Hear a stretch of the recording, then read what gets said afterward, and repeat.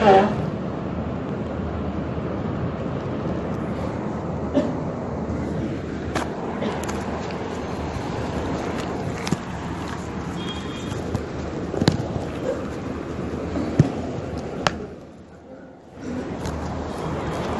الله الرحمن الرحيم الحمد لله نحمده ونستعينه ونستغفره ونؤمن به ونتوكل عليه ونعوذ بالله من شرور أنفسنا ومن سيئات أعمالنا من يهده الله فلا مضل له ومن يضلله فلا هادي له ونشهد أن لا إله إلا الله وحده لا شريك له ونشهد أن سيدنا ومولانا محمدا عبده ورسوله أما بعد یہ بات چل رہی تھی کہ اللہ کے ذکر کا مقصد کیا ہے. یہ جو قرآن میں حکم دیا جا رہا ہے کہ ذکر کرو اور بہت زیادہ کرو،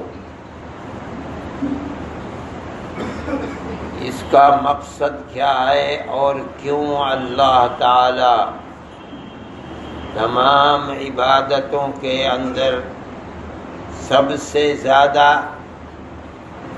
زور اس عبادت پر دے رہا ہے.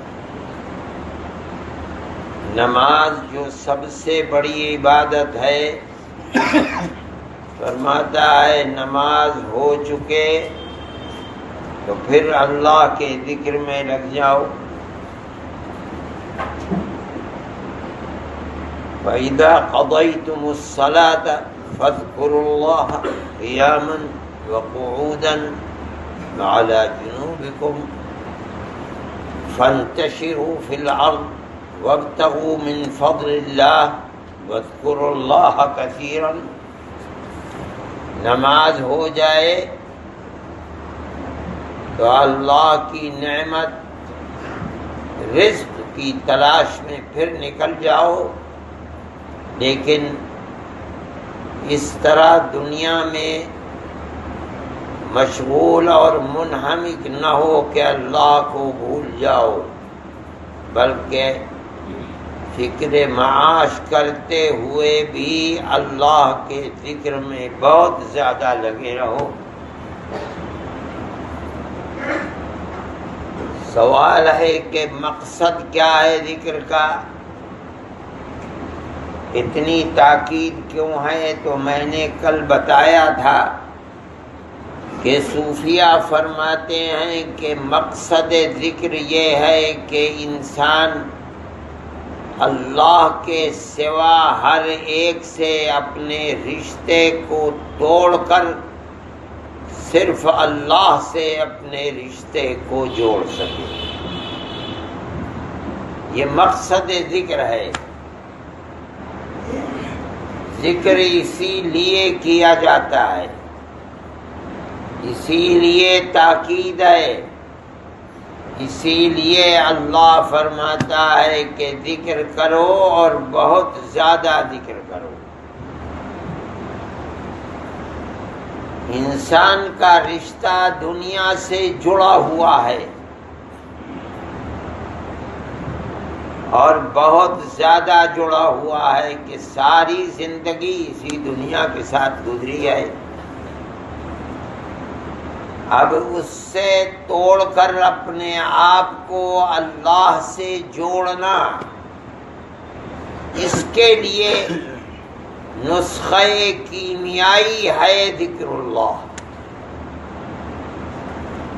یہ اور کسی طرح نہیں ہو سکے گا. اللہ کا ذکر ہی وہ چیز ہے کہ اگر طلب صادق ہے اور ذکر کرنے والا سچا طالب ہے اور واقعتاً وہ اس ذکر کا پورا فائدہ حاصل کرنا چاہتا ہے تو اللہ کی ذات کے سوا ہر چیز، ہر کام، ہر وہ چیز جو پسندیدہ ہے، چاہے وہ مال و دولت ہو، ثروت ہو، چاہے اعزاء اقربا، بیوی اور بچے ہوں، چاہے کوئی عمل ہو، شراب پینا، جوا کھیلنا، ہر چیز سے اپنے رشتے کو توڑ کر اللہ سے اپنے رشتے کو جوڑنا، یہی وہ چیز ہے جس کے لیے ذکر اللہ کو کیا جاتا ہے، اور حکم ہے کہ کرو اور کثرت سے کرو۔ نبی کریم علیہ الصلاۃ والسلام کے بارے میں حضرت عائشہ صدیقہ رضی اللہ تعالی عنہ فرماتی ہیں کہ آپ گھر میں رہتے تھے اور ہمارے ساتھ اس طرح سے رہن سہن رکھتے تھے جیسے کوئی بہت بہترین شوہر اپنی بیوی سے رکھتا ہے، لیکن فرماتی ہیں کہ جہاں بلال نے اذان دی تو اس طرح اٹھ جاتے تھے جیسے ہم سے کوئی تعلق نہیں، اب اللہ کے ذکر کی طرف چل رہے ہیں، عبادت کی طرف چل رہے ہیں۔ یہ ذکر اللہ کا مقصد ہے، ذاکر کو یہ مقصد بنانا چاہیے، ذکر کرنے والے کو ذکر کرنے سے پہلے یہ بات سوچنی چاہیے کہ میرے ذکر کا مقصد کیا ہے، کیوں کر رہا ہوں، کیوں اپنی نیند کو قربان کر رہا ہوں، کیوں خلوت کو اختیار کر کے ذکر اللہ میں لگ رہا ہوں، کیا بنیاد ہے، اس کی غرض و غایت کیا ہے۔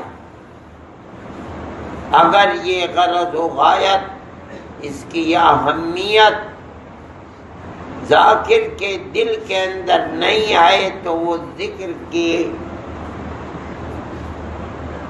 غرض و غایت کو حاصل نہیں کر سکے گا، اور جو اصل ذکر کا مقصد ہے اس کے حاصل کرنے میں کامیابی نہیں کر پائے گا۔ اس لیے اس کو خوب سمجھنا چاہیے، مقصد میں جتنی مضبوطی ہوگی، جتنا لگے گا، جس طرح اپنے آپ کو اللہ کے ماں سوا سے اپنے رشتے کو توڑے گا اور توڑ کر صرف ایک اللہ کے ساتھ جوڑے گا، اتنا ہی مقصد کے اندر کامیابی ہوگی۔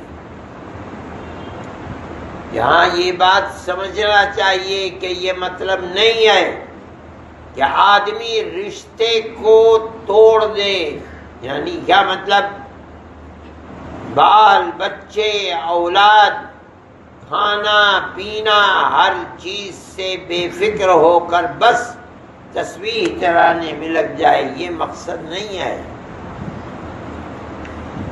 مطلب ہے کہ ایسی محبت دنیا سے تھی کہ رات اور دن اٹھنا بیٹھنا اوڑھنا بچھونا دنیا تھی، اس سے رشتہ توڑ کر اللہ سے رشتہ، کیا مطلب،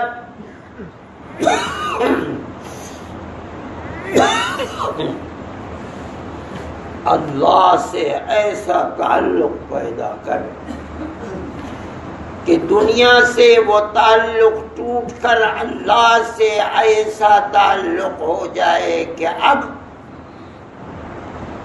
اٹھنا بیٹھنا چلنا پھرنا اوڑھنا بچھونا بس اللہ کی رضا ہے اور کچھ نہیں۔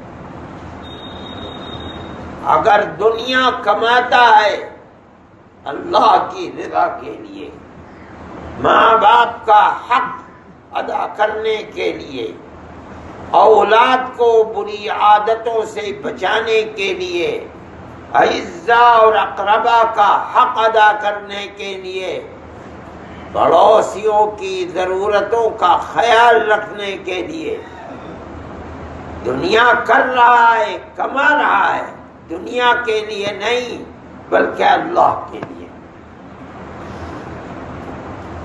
کھاتا ہے اللہ کا ذکر کرنے کے لیے، سوتا ہے اللہ کا ذکر کرنے کے لیے، شادی بیاہ کرتا ہے گناہوں سے پاک رہنے کے لیے، ہر کام دنیا کا کر رہا ہے جائز، لیکن مقصد اللہ کی قربت اور اس کی رضا ہے۔ یہ مطلب ہے، یہ مطلب نہیں ہے کہ ساری چیزوں کو چھوڑ کر ایک طرف ہو جائے، نہیں ہے۔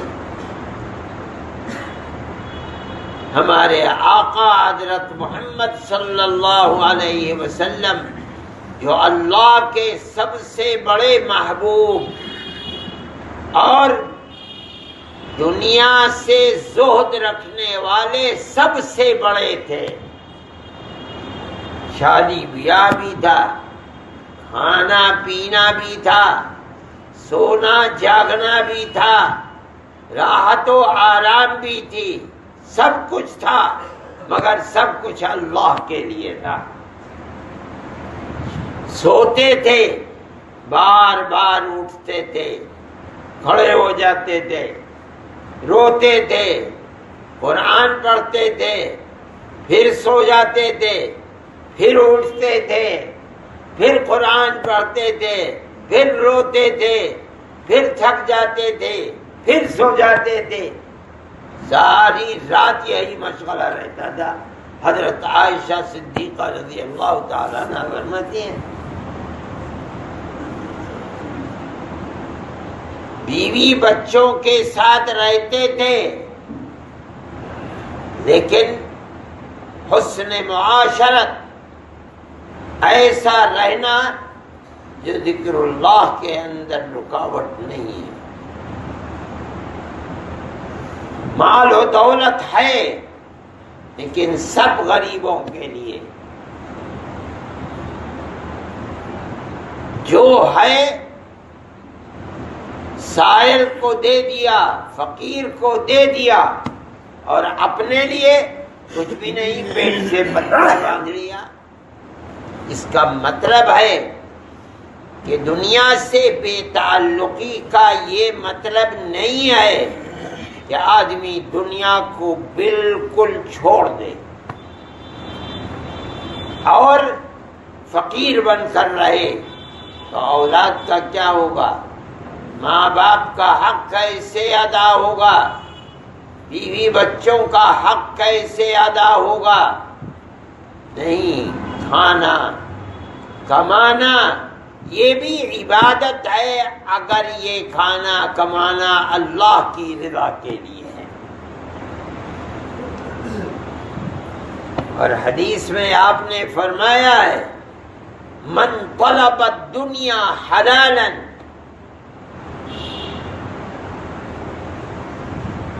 استعفافا عن المسألة وتعطفا على أهله وسعيا على جيرانه يأتي يوم القيامة ووجهه مثل القمر ليلة البدر أو كما قال عليه الصلاة والسلام۔ جو انسان دنیا کماتا ہے، دنیا کو چاہتا ہے، کیا مطلب؟ دنیا میں لگا ہوا ہے، دکان کرتا ہے، فیکٹری چلاتا ہے، مزدوری کرتا ہے، کیوں؟ استعفافا عن المسئلہ، تاکہ کل مجھے کسی سے بھیک نہ مانگنی پڑے۔ اللہ کے نبی نے بھیک مانگنے سے منع فرمایا، اور فرمایا جو دنیا میں بھیک مانگتا ہے کل قیامت کے دن اس طرح آئے گا کہ اس کے چہرے کے اوپر گوشت نہیں ہوگا، الیاذ باللہ، قیامت کے دن۔ اس کا مطلب ہے کہ سوال نہیں کرنا چاہیے، یہ سوال نہ کرنے کے لیے کماتا ہے۔ اس لیے دوسری چیز اس لیے کماتا ہے تاکہ اپنے بچوں کا، بیوی کا، اہل خانہ کا پیٹ بھر سکے، حق ادا کرے۔ نہیں کھلائے گا وہ بھیک مانگیں گے۔ دو چیزیں اس لیے کماتا ہے تاکہ اپنے اڑوس پڑوس کے جو غریب، فقیر، ضرورت مند ہیں ان کی ضرورتوں کو پورا کر سکے۔ کیا مطلب؟ کما رہا ہے، کاروبار کر رہا ہے، مگر نیت اس کی بڑی اچھی ہے۔ فرماتے ہیں کل میدان محشر میں اللہ کے یہاں پہنچے گا تو 14ویں رات کے چاند کی طرح اس کا منہ چمک رہا ہوگا۔ یہ مطلب نہیں ہے دنیا سے بے تعلقی کا کہ آدمی کمانا، حق کو ادا کرنا سب چھوڑ دے اور بس تسبیح لے کے مسجد میں پڑ جائے۔ نہیں، تعلق سب سے توڑ کر اللہ سے جوڑنے کا مطلب یہ ہے کہ دنیا میں جو کچھ کرتا ہے سب اللہ کی خوشنودی کے لیے کرتا ہے۔ اللہ نے جس کا حق ذمے میں کر دیا ہے اس کے حق کو ادا کرنے کے لیے کرتا ہے، تو یہ اللہ ہی سے تعلق ہے۔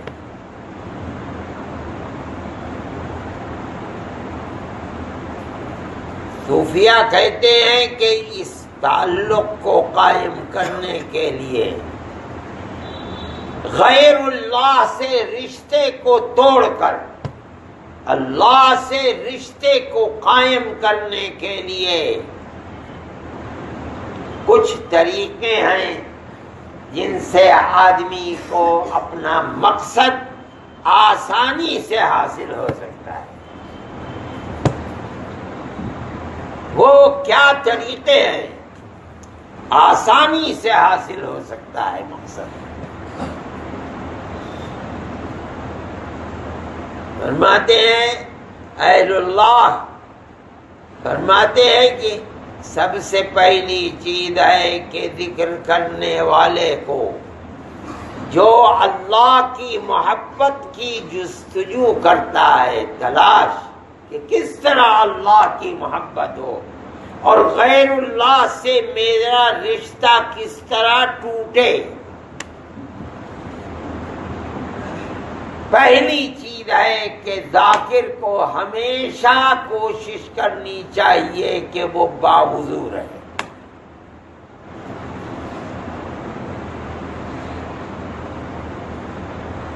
یعنی اپنے ظاہر کو پاک و صاف رکھے۔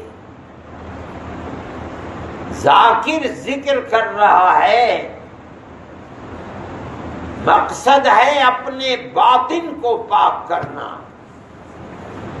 تو پہلی چیز یہ ہے باطن کو پاک رکھنا چاہتا ہے ذکر اللہ سے، تو اپنے ظاہر کو وضو سے پاک رکھ، ہمیشہ باوضو رہو۔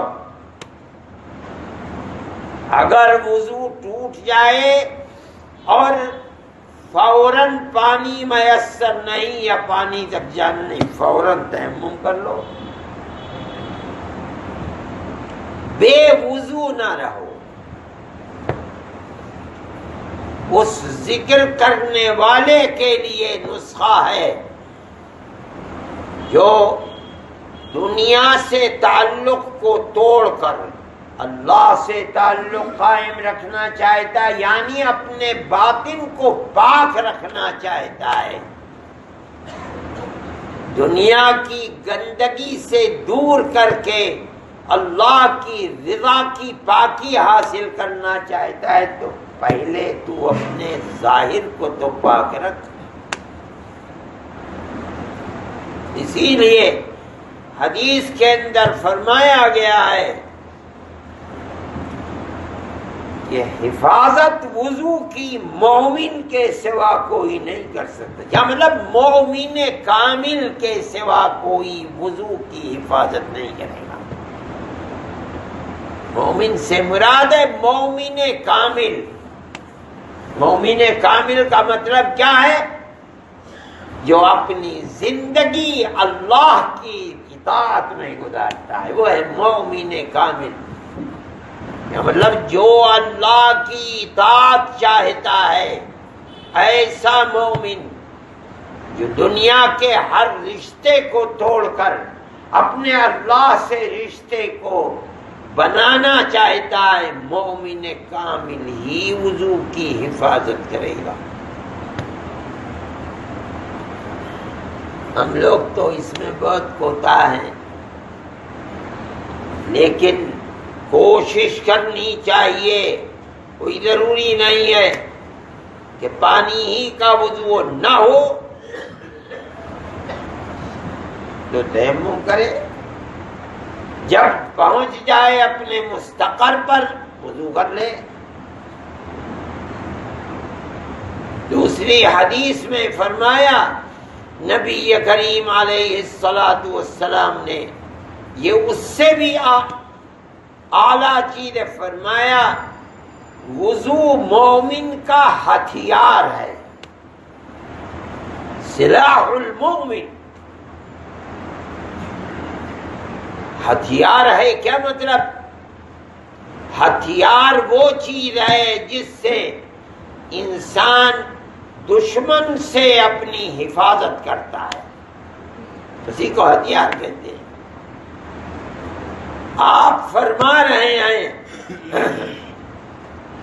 کہ مومن کا ہتھیار وضو ہے، پاکی، شیطان سے حفاظت، شیطان کے پھندوں سے حفاظت، شیطانی کاموں سے حفاظت کے لیے وضو بہت بڑی چیز ہے۔ آدمی کو خیال ہوتا ہے ارے بھائی میں وضو سے ہوں۔ آدمی اگر کسی کو کوئی بات کہتا ہے اور یقین دلانا میں تم سے کہہ رہا ہوں اور میں باوضو ہوں، میں تم سے یہ بات کہہ رہا ہوں، کیا مطلب وضو کر کے میں جھوٹ بول سکتا ہوں؟ وضو مومن کا ہتھیار ہے، کیا مطلب؟ شیطان کے وسوسے سے، شیطان کے کاموں سے حفاظت کے لیے مومن کے لیے بڑی بنیادی چیز ہے باوضو رہنا۔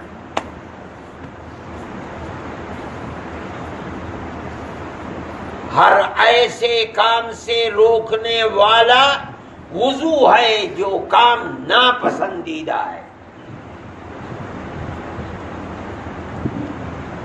آدمی کا احساس ہوتا ہے، یہ خیال ہے غلط چیز کی طرف نگاہ اٹھ رہی ہے، وضو ہے۔ زبان سے جھوٹ بولنے کے لیے پہلے باوضو ہو، بند۔ قدم بڑھانا، ہاتھ اٹھانا، اگر آدمی باوضو ہے تو یہ اس سے حفاظت کا ایک بہترین طریقہ اور وسیلہ ہے۔ اسی لیے صوفیہ فرماتے ہیں کہ جو اپنے ظاہر کو پاک نہیں رکھ سکتا، اس کے لیے اپنے باطن کو پاک رکھنا بڑا مشکل ہے۔ اس لیے کہ ظاہر کا پاک رکھنا یہ تو بڑا آسان ہے۔ جو یہ بھی نہیں کر سکتا تو وہ ریاضتیں، گناہوں سے حفاظت، اللہ سے تعلق،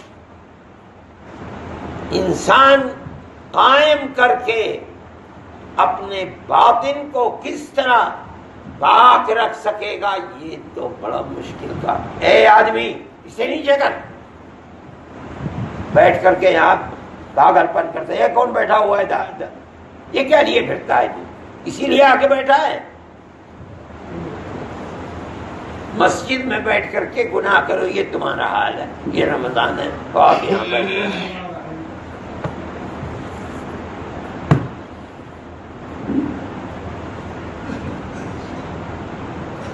انسان کو